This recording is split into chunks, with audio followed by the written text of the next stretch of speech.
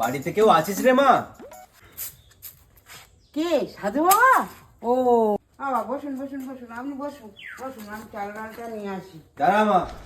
মা তুই আমার সামনে আয়। লেকিন এক সেকেন্ড। মা তোর দিন খুব অনাহারে কাটছে তাই না? হ্যাঁ বাবা, হ্যাঁ আমার দিন খুব অনাহারে কাটছে। মা তোর খুব কষ্টে দিন কাটছে তাই না? হ্যাঁ বাবা, আপনি কি করে জানলেন? মা তোর মাথায় সবসময় টেনশন নিয়ে তুই ঘুরছিস, আর তোর সংসারে সবসময় অশান্তি লেগে রয়েছে, তাই তো? হ্যাঁ বাবা, এসব কি করে তুমি জানতে পারলেন? কিভাবে জানলেন?